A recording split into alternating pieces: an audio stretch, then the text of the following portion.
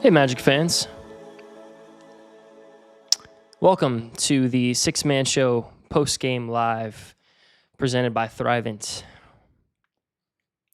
Look, I'm just going to be honest with you guys. If you guys are here, then I have a job to do, and that is to help you process what we just watched on an emotional level. There's a lot of talk on the podcast on Monday before the Philly game and before this game about not hitting the panic button. And if we're not hitting the panic button, we are officially as close as you can possibly be to not hitting the panic button, to hitting it without actually going through with that. So my name's Sam. We are the Six-Man Show. We do these post-game lives after every single game, regardless of how thrilling the win or how painful the loss. And the painful losses are painful. But we're here to talk about it. We're here to get my thoughts about it, run over some stats from the game, which that's going to be fun. And more importantly, get your guys' thoughts, comments, super chats about the game. We really appreciate the fact that so many of you guys are here. And we're gonna unpack what we just watched and what we've been going through. We already have a couple of super chats coming through. I want to get to these guys super quick before I even give any of my remote thoughts on this game. So let's go ahead and get to some of these super chats. Spirit Wolf YT says, 1 second, it's not letting me increase that. Spirit Wolf says, will Magic basketball ever be great? I really hope that the answer is yes to that. I really do. I just don't know what the answer to that is, because this was supposed to be the year. It's supposed to be the moment, and you followed that up by saying, sadly, complaining might be the new norm. I don't want to say complaining is the new norm, but man, just after watching these last couple of games, I mentioned to my wife during the preseason, I said, I hope you know that there is a disproportionately large part of my mental health that is going to be tied to how the first 10 games of the season goes, and that is coming true more than anything else, is the fact that we're just watching what we're seeing, and we had such high expectations, and it feels like the world is falling down. Like, this was supposed to be the year. This was supposed to be a team that could compete in the East, and just to see the level of play that we have seen, and we're going to get into some numbers that show that, has just been absolutely horrific so far this year. Luis Rosario says, back-to-back years of 41 and 41, and we lose the play-in game. Yeah. I mean, 41 and 41, playing the way we've been playing right now would be generous, Lewis. So I'm hoping that we can improve to become a 41-win team, which is a pathetic thing that I never thought I would say after the 5th game of the season. Tyler says, like I said before, Cole was a spark. He didn't always score, but he helped big facilitating. Cole was great. And you know what this team was lacking is energy. Or you know what this team was lacking was any form of caring about the game of basketball is what this team was lacking tonight. This team was lacking any emotion. This team was lacking any heart. I texted the chat about this, and I said it made me legitimately angry that after playing the way that they played for 3 quarters, we got back from a TV timeout, and Kendra Douglas said that Mosley calmed the team down when Detroit had just gone on, I think it was a 14-1 run, calmed the team down. The problem has been that the team has been calm the whole season, and that they haven't been anything but calm. They haven't shown any emotion. They haven't shown that they care. They haven't shown that these losses are impacting them negatively. Paolo's body language has been terrible. Franz's body language has been terrible. Everyone's body language has been terrible.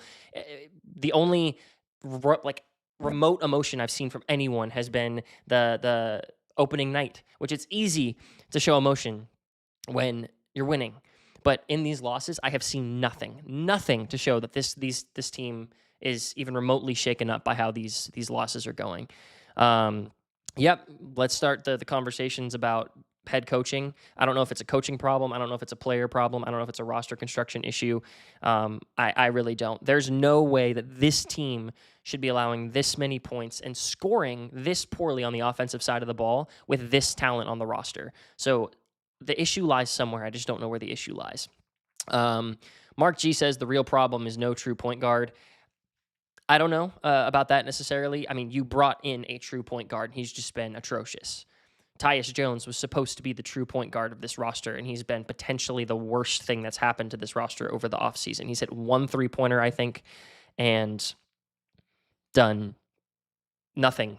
He's turned the ball over a ton. He hasn't facilitated the offense. He hasn't added an extra dimension to the offense. Yeah, those are just the super chats. We're going to get into the chats here in a second. I just want to let you guys know that the Six-Man Show Postgame Live is brought to you by Thrivent, and more specifically is brought to you by Marc.Abraham from Thrivent. He is a financial advisor. He's a diehard Magic fan, sits in Section 118, specializes in retirement planning, budgeting, saving, debt elimination, really anything involving finances. If you are looking to be wise with your money, you're looking to kind of turn your financial situation in a positive direction, you want someone to help you out with that? Give Mark a call, 407-366-4364. That number is down on the bottom left of your screen, or you can check out his website and the email address in the description below. Big shout out to Mark for supporting the show and for sponsoring the show. We appreciate him. We have another super chat that just came in, 2 more super chats that just came in, actually. Yeah, forwards and guards are just blowing by all our defenders. Yeah, and centers are getting beat in the paint. So forwards are blowing by your defenders, guards are blowing by your defenders, and then centers are getting just bodied by everyone, which is, last time I checked, all 5 positions on the court. So can't do much there, can you? All that to say, I'm going to super quick get a couple of stats out of the way real quick that I thought of. They said this at the end of the broadcast. The Magic did not allow 130 points all last season. The most points they allowed all last season was 125. They have now allowed 130 points in 2 straight games. They are allowing 122.6 points through 5 games, and they have allowed 120 points or more for the 3rd time this year. They did not allow 120 points in a game, I looked this up, until the 23rd game of the year last year, which was December 3rd against the Knicks. It's still October, and we've seen 3 games of this Magic team allowing 120 plus. One of them was in the win against Miami, and then back-to-back 130 plus games. This team has no identity right now. This team does not know what or who they are. They just don't. There's no identity on the defensive side of the ball. There's no identity on the offensive side of the ball. There's no passion anywhere on the court. This team looks lost. This team looks confused. And the problem is everyone is looking to everyone else to be the X factor in pulling the team back together. No one's taking ownership. Paolo, like I said, his body language has been awful. I don't know where the change comes from. I don't understand. You shot 39% from 3 in this game. That was supposed to be the fix. That was supposed to be the problem, was improve the 3-point shooting, and everything else is just going to fall into place. We shot 39% from 3, and we lost by 19 and gave up 135 points. This was a 1-point game at halftime. A 1-point game. And you get outscored by 18 in the second half, and you allow the Pistons, not the Cavs, not the Thunder, the Pistons to drop 135 points on you. No disrespect to Cade Cunningham or the Pistons. I think they're a great young team. It's actually my brother-in-law's birthday today. He's turning 32. Huge Pistons fan. I told him I'd give him a shout-out on the show if the Pistons happened to win, and they did in dominating fashion. So, Brett, happy birthday. Hope you enjoyed this one a lot more than we did. Let's get to the chat. I don't even know what this is going to look like. We have 266 comments to get through. Words like embarrassing, we suck, where's the reset button? Man, let's see, what a shocker. Nothing has changed through 5 games. Bane with 4 3-point attempts, and we take the ball out of Paolo and Franz's hands. Yep.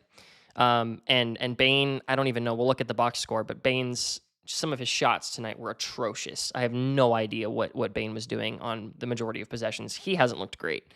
I'm trying to find any positives. Guys, Franz's 3-point shooting? Give me something else. Give me another positive so far for the first couple of games of the season to talk about. and I'll talk about it because maybe Tristan da Silva, a slight bump in the right direction, but everything else, if you could have come up with a list of everything else that could have gone wrong up to this point, everything else is pretty much going wrong. Franz started getting a little bit of respect by the refs in the third quarter, but I mean, it is what it is. You can talk about how one-sided the refs were. I think that they were pretty one-sided in the paint, but you can't blame the refs right now. Like, I'll have a conversation about it, and the Magic can't allow not getting calls to demoralize them to the point of giving up 135 points and losing by 19. The refs are not an excuse for what this team is doing right now. Let's see. Noah Penda getting real minutes. We said in the podcast and on the PGLs at the beginning of the season that if Noah Penda was getting real minutes, then this team was in trouble. Noah Penda is getting real minutes, and it's because this team is in trouble, and I have no idea what the next direction of this team is going to be. Let's see. Beginning of the season. Win now. We are going to compete for a championship. We all thought it. We can say what we want to say, but it's looking back in retrospect of I don't think any of us would change. There was nothing to show that any of this was going to be the outcome of the first 5 games of the season. Nothing. So I wouldn't take back any of my preseason takes. I don't think any of the other guys would take back any of their preseason takes because all the signs were there that this was supposed to be the solution, that the solution was right there in front of us, and it just didn't end up happening. Man, there's so many comments to get to. Paolo was great tonight. Yes, he was. This was one of the better Paolo games we've had so far. Obviously, he was good against Philly, but if it's going to take Paolo, if losing by 20 to teams like the Pistons and the 76ers are what it's going to take to have Paolo have good games, then I'd rather just have better team games and actually get wins, but we're not there yet. So, a lot of comments about Mose being gone. I know that's probably a conversation. Paolo got outplayed by Cade Cunningham. That is not Paolo's standard for greatness. Look, Cade Cunningham is a fantastic player. I don't want anything that I say tonight to take away from the fact that I think Cade Cunningham is probably going to be, in 2 or 3 years, a top 10 player in the NBA. I don't want us to look and be like, oh my gosh, we let Cade Cunningham cook us.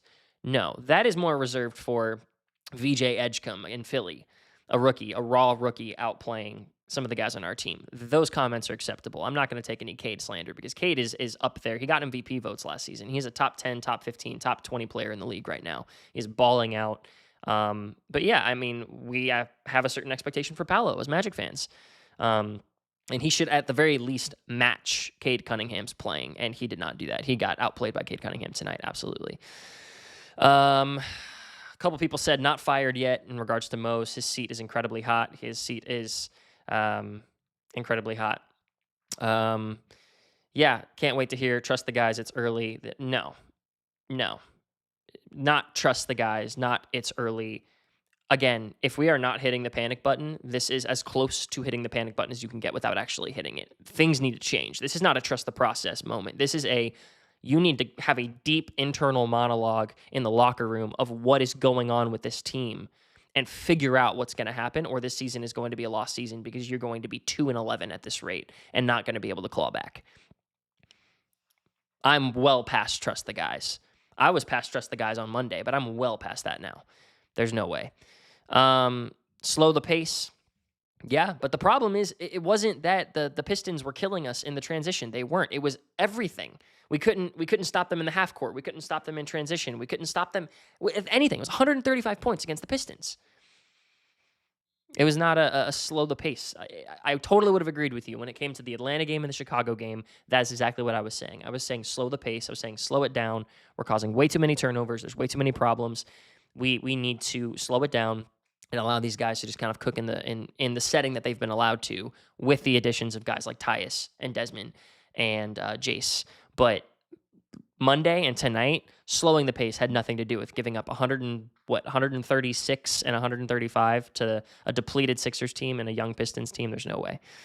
Oh my goodness. Let's see.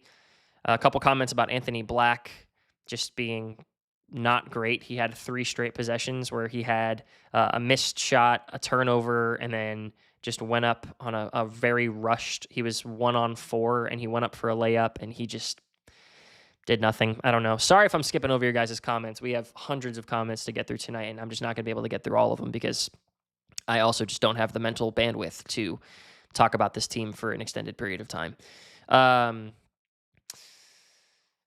Let's see. Fitting. Just pathetic from Milio. Tyler said, I can't watch anymore. Kevin saying, what does everyone think our record will be at the end of the season? Are we a play-in team? Put in the comments. I don't know if I'll be able to get to any of them, but put in the comments what you think. You guys can discuss it amongst yourselves. If we keep playing the way we're playing now, just a fun thought exercise. How many wins can this team get right now? Like, I'm serious. Like, without really fixing much, if they did have the trust the process kind of mentality, how many wins could this team do? I don't think this team's not a play-in team. This team is a top, 8 pick in the lottery team, not a play-in team right now. Absolutely not. The most painful thing I've seen tonight is that it's been 6 days since we last heard the song. I was expecting to get to play the song a couple times. I had Rocket, I was prepping Rocket to pull him out and have him dance during the song and everything. That didn't happen. Sad night. Once Suggs is fully back, I want Jace taking all of Anthony Black's minutes. Even De Silva looks like he could play point better than AB. AB has been really, really, really struggling, guys. I know that there's a lot of problems here, but AB has absolutely been one of them. Man, yeah. Sad part is we can't even look at Tankathon. No, we can't. Man. Another comment, if we don't make changes, we win 42 to 44 games. Again, if we don't make changes, this team is touching 30 games won, maybe. I don't know about what changes you're making, but if they don't change the way they approach games, this team isn't touching 42 to 44 games. No, they're not getting anywhere close. A lot of comments here. Let's see. Again, having a hard time believing this team even makes the play-in. We need a big. This feels like that 5-20 start. Yep. It's so frustrating. Let's see. At least Paolo getting into the swing of things. Yeah, Paolo had a couple really, really rough games to start the season. He's kind of starting to figure his things out, which is nice. Thought it was going to, a little bit concerning there. But he's starting to kind of turn things around, which is great. Oh, man.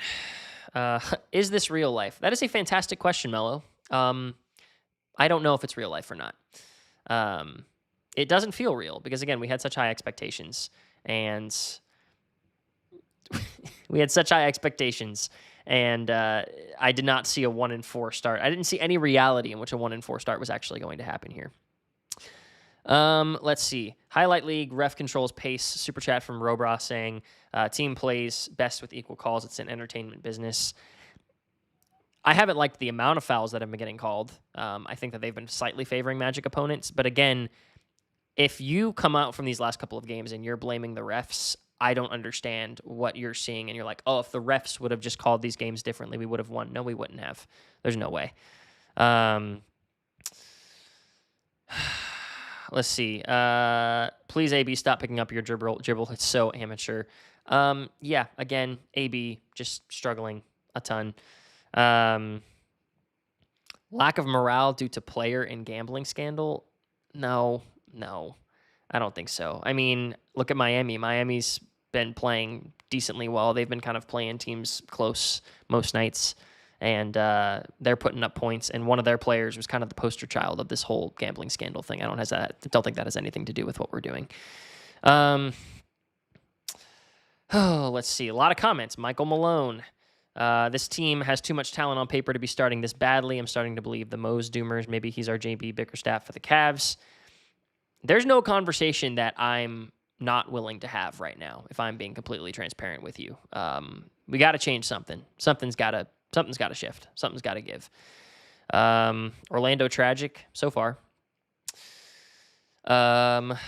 Man. A lot of comments about the coaching. A lot of comments about Malone. I mean, he's out there. There's options. Maddie, my boy, joining us. Appreciate it. Says, blow it up, start the rebuild. Another comment. Can we get Malone tomorrow? This is baffling. No way we should look this bad. hitting the panic button. Sam, are you serious? You aren't hitting the panic button. Paolo will be playing in Seattle before you realize we need to fire the coach.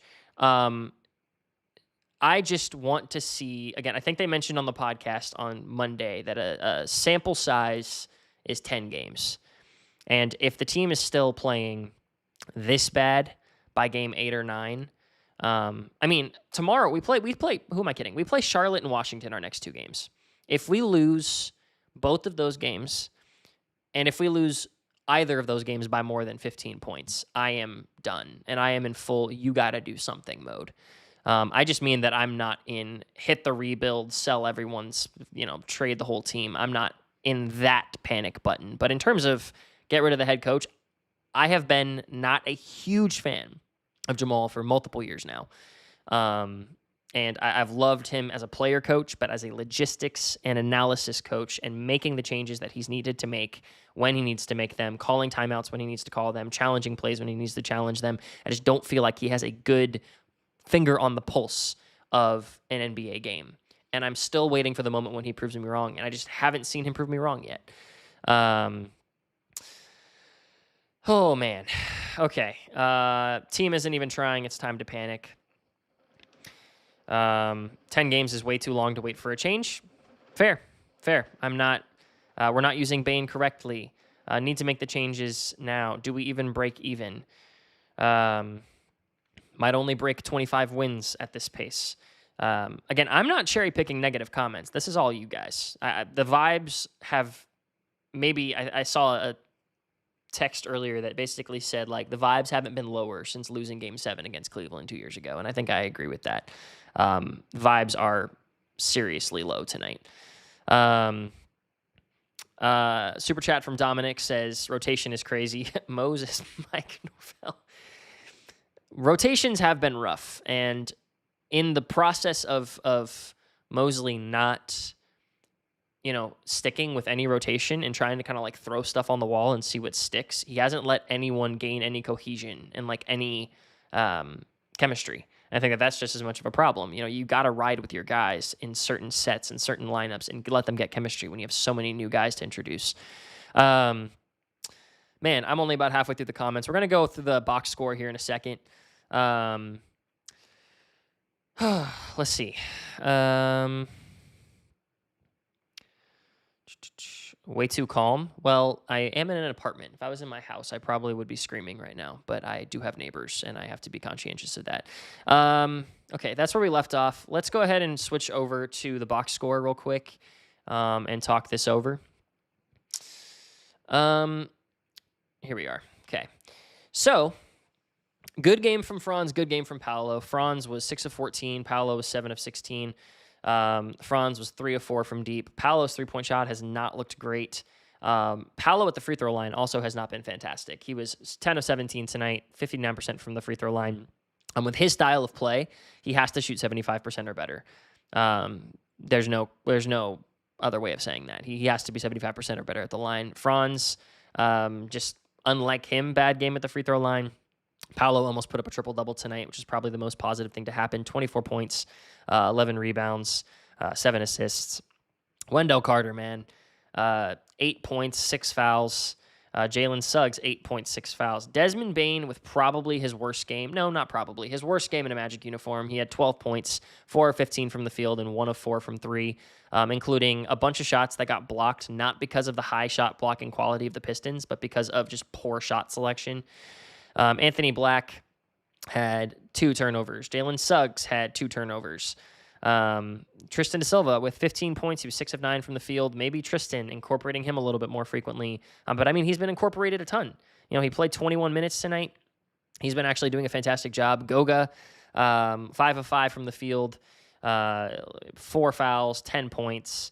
6 rebounds, but was a minus 12. Everyone was a minus from the floor. And speaking of a minus, if we're going to talk about Anthony Black was a minus 28 from the floor tonight. I know that not everything can be shown by plus minus, but I mean, minus 28 has got to say something. And even Desmond Bane, minus 21. I don't typically look at the opposing box score. I know that's not really what we do. But Cade Cunningham was just fantastic tonight. There's a real point where he was looking at putting potentially like a 5-by-5 game up. He had 30 points, 10 assists, 6 rebounds, 3 steals, and 3 blocks. Cade Cunningham is a fantastic player, and I just wanted to say that because a couple people were like, "Oh, Cade Cunningham outplayed Paolo." Cade Cunningham is a fantastic basketball player, and there's no question about that. I don't want that slander in this video right now. You were outscored. It was a 1-point game at halftime. I already mentioned that. You were outscored by 18 in the second half. You allowed 64 points in the paint. You really didn't allow a lot of fast break points. So again, I don't think it was really a pace issue. It wasn't like you had a lot of turnovers.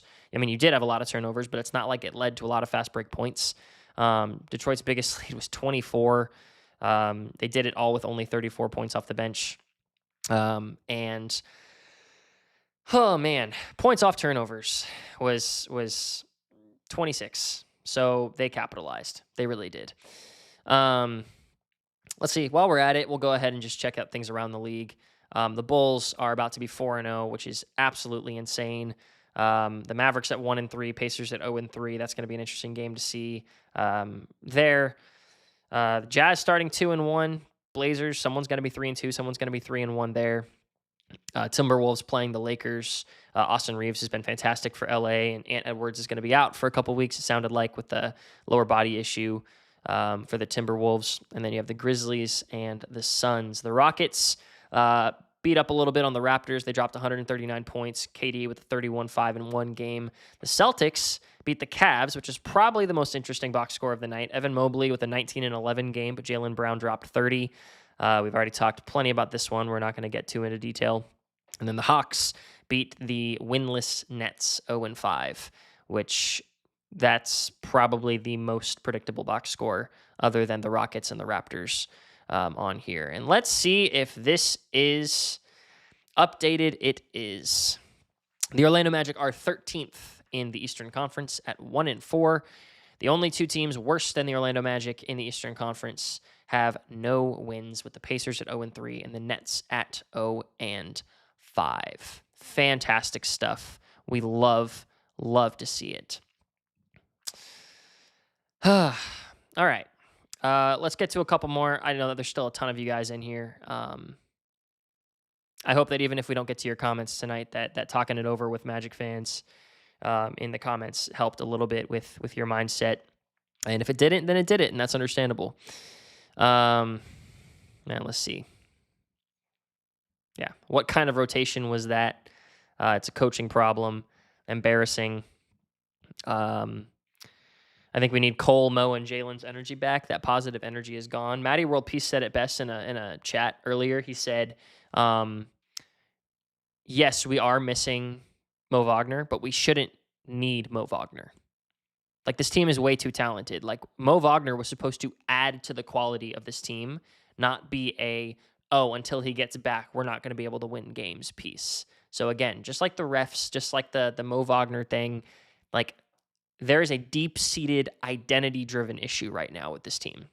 It is not a single player comes back and everything is solved, or certain player gets less minutes or certain player gets more minutes. There is an identity crisis with the Orlando Magic right now.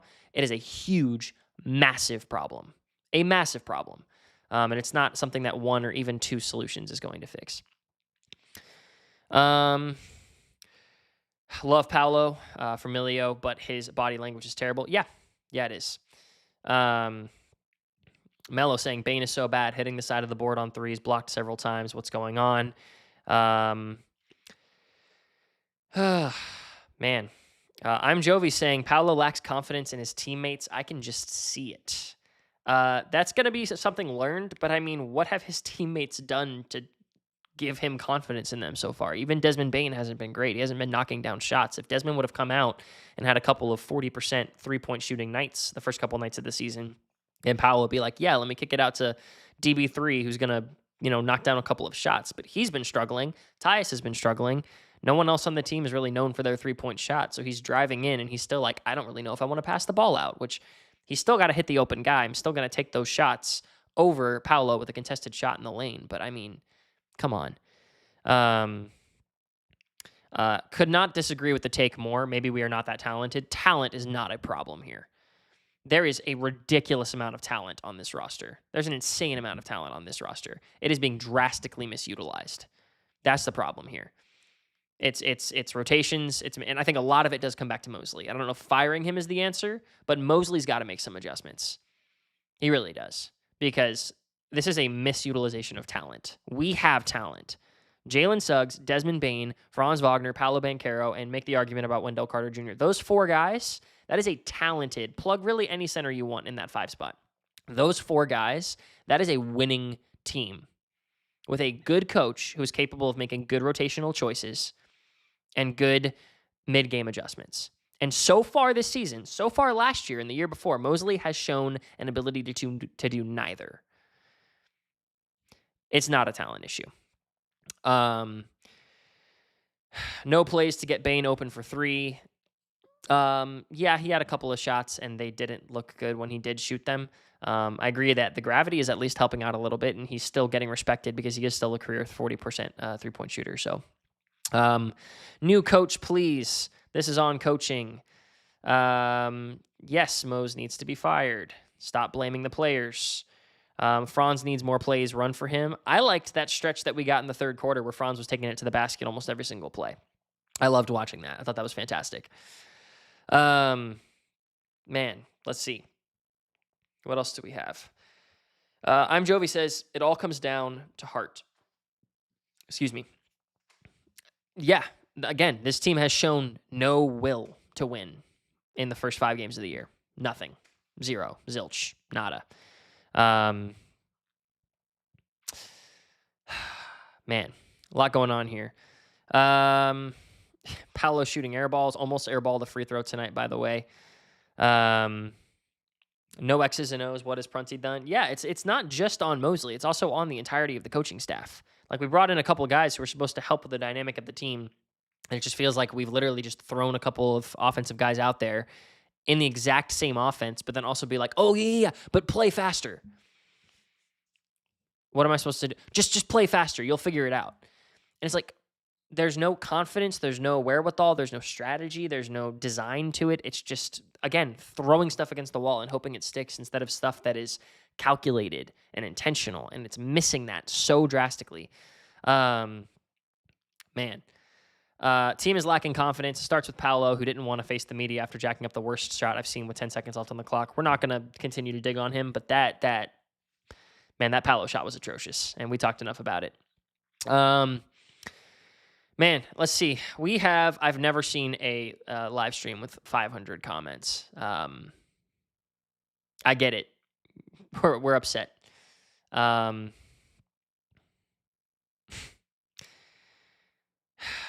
Man, I'm Jovi. This is kind of something that I took from this game tonight. And I kind of want to end on this note, is resort back to slow pace, and it will give the other teams less possessions and our defense to lock in. I do think that this team needs to chill out on the offensive side of the ball with how bad things have been. I want to see against Charlotte, against Washington, and against Atlanta. I want to see this team get back to their identity. I want to see them care on the defensive side of the ball. I want to see them show up against Charlotte and show up against Washington and hold them to, I'm not going to go crazy and say under 100 points with how bad the defenses look, but man, hold teams like that to 100, 102, 104. Win the game 110 to 104. Hold the team under 110 points, under 105 points. Take steps in the right direction, right? At this point, I'm just concerned about the fact that this team doesn't have defense. I could care less about the offense right now. I'm concerned about the team as a whole, not the Orlando Magic's offense, but the Orlando Magic as a team. I'm concerned. And I need to see a reminder that this team has a defensive identity before I even think about any of the offensive issues. Again, we shot 39% from 3 tonight. That wasn't the problem. We dropped 116 points. Our offense hasn't been the issue. It's been the defense. I know we weren't great against Philly. I know that there was a night a couple nights ago, I think against Philly, we were 3 of 24 from 3 and didn't hit a ton against Atlanta, whatever. But like in most games, the offense hasn't been the problem. It's been the fact that this defensive identity of this team is just completely gone. Guys, I sincerely hope tomorrow night is a better night. I do. I wanted to, again, apologize for the fact that we couldn't even get 2/3 of the way through the comments. We're already pushing 40 minutes, and there's hundreds of you guys in here and 500 plus comments. There's a lot to get through. I feel like a lot of it's just repeating a lot of the same stuff about coaching and player mentality and everything. But appreciate you guys for showing up tonight. You guys have a right to be upset.